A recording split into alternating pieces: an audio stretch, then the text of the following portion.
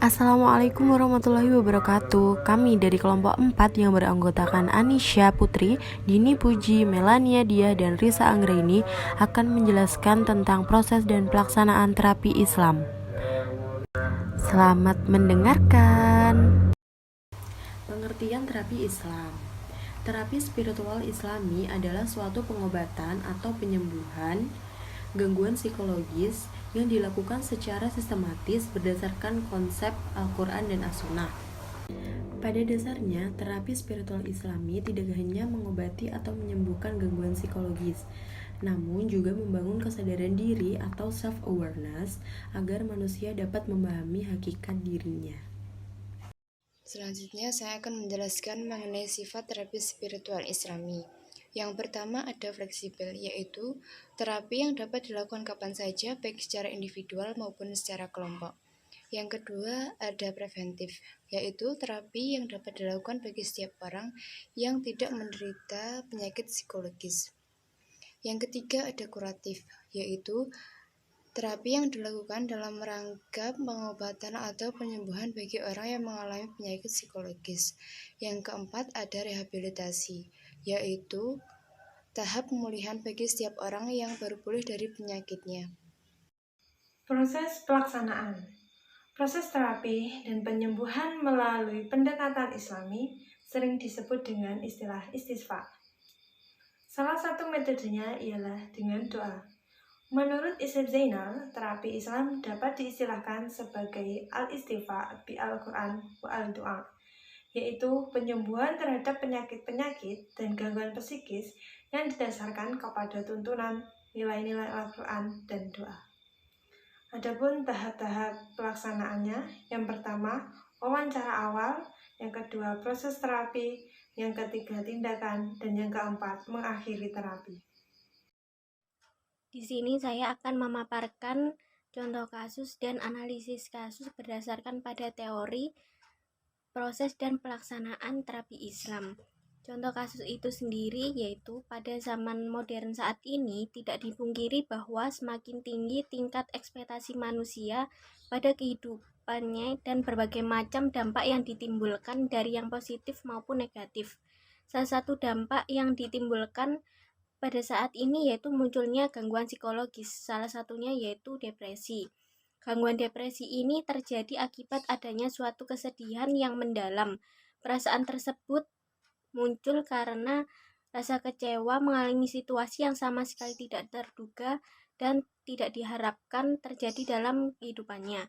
Dalam hal itu disebabkan oleh ekspektasi yang tinggi dari diri sendiri maupun orang lain yang menyebabkan pada penuntutan terhadap diri sendiri tanpa henti. Membuat masyarakat pun juga lebih fokus pada masalah dunia. Padahal sebenarnya masalah dunia akan justru lebih beresiko memunculkan stres yang berakibat pada depresi. William James pun menyatakan bahwa pentingnya agama dalam kesehatan jiwa dan terapi penyakit jiwa. William James berpendapat bahwa keimanan pada Tuhan merupakan kekuatan religius yang luar biasa membekali manusia dengan kekuatan rohania dalam menanggung beratnya kehidupan, menghindari dari keresahan yang menimpa seperti pada zaman modern saat ini. Lalu pada analisis kasus yang berdasarkan pada teori, yaitu pada fenomena yang terjadi dalam gangguan depresi ini diakibatkan oleh suatu kesedihan yang sangat mendalam. Untuk fenomena tersebut berhubungan dengan sasaran yang dianggap penting pada terapi spiritual Islami, yaitu kalbu atau kalbiyah. Dalam hal ini, untuk hubungan dengan fenomena depresi yang terjadi karena diakibatkan dari kuatnya hal-hal negatif seperti hedonisme, individualisme, dan permisivisme yang syarat dengan kompetisi, rasionalitas, efektivitas, dan efisiensi dalam berbagai sektor kehidupan yang mengarah kepada kepentingan material yang menyebabkan ekspektasi terlalu tinggi, lalu diri terlalu berlebihan, dan menyebabkan kalbu dalam diri individu meredup dengan artian tidak bisa berpikir positif. Kemudian mengakibatkan pada kalbu sakit dengan tidak bisa bertindak untuk mengelola kehidupan lebih baik. Salah satu upaya dalam penanggulangan depresi tersebut pada terapi Islam yaitu bisa dilakukan dengan metode doa yang ada pada pendekatan Islami sering disebut dengan istilah istisqa. Doa merupakan suatu alat yang paling kuat untuk menolak sesuatu yang tidak diinginkan.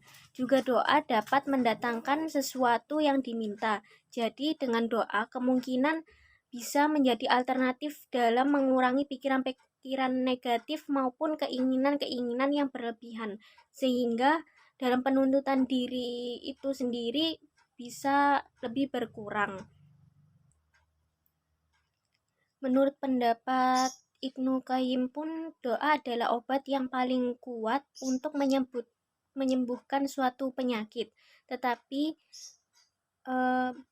akan mempengaruhi kemanjuran doa tersebut, sehingga dalam metode doa ini bisa menjadi alternatif untuk mengurangi tekanan yang menimbulkan depresi untuk lebih tenang dan baik dalam mengelola kehidupannya.